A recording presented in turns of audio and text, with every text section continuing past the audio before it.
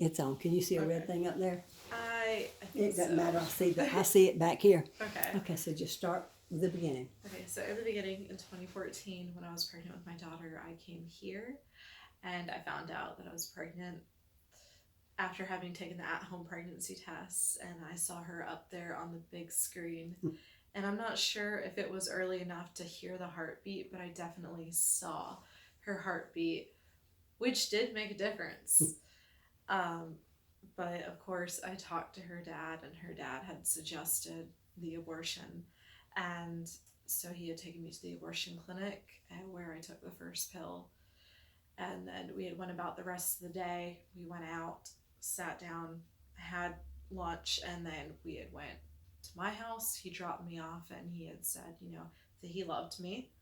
And so then when I went inside, looked in the mirror, and just, thought, like, if this relationship ended, would it have been worth it to lose him or to lose her? And I didn't know it was going to be a girl at the time, but the baby's life or the relationship. And either I chose or the Lord spoke to me, and I just knew that I had to save the baby's life and do what I could. So I called the clinic, the abortion clinic, and they said that it was already in the process, that I was already in the process of aborting. And so they had suggested calling my doctor, which I didn't have a doctor at the time. So then I called ABC Women's Clinic, and they referred me to the abortion reversal hotline, and then I called them, and then they said that they were going to be in contact with me once they find a doctor in the area. And I was in Eastman, Georgia at the time. And so then they found a doctor. Well, they called me the next day, and they told me that they found a doctor in Dublin, Georgia, Michael Caroley.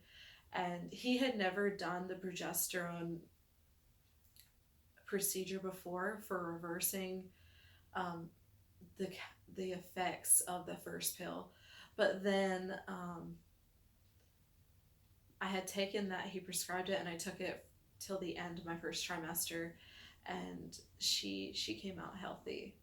But yes, but it was a healthy pregnancy all the way through. And when was she born? She was born on the 7th of September in 2014. And her name? Sophia. You want to show that picture? Yes, I do.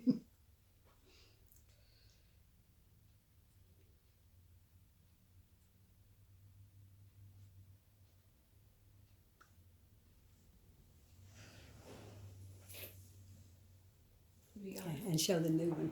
Oh, yes. And this picture, the current picture, is so cool. That's so awesome.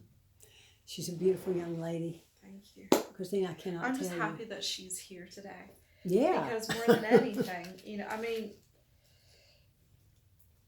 she deserved life as much as I deserve life, as much as anybody else here deserves life, That's right. And I'm glad that the people who came together to help me were able to, because if this had happened 50 years ago, they didn't have, that option. That's right. But it is an option. And most clinics, like most abortion clinics, they don't want you to know.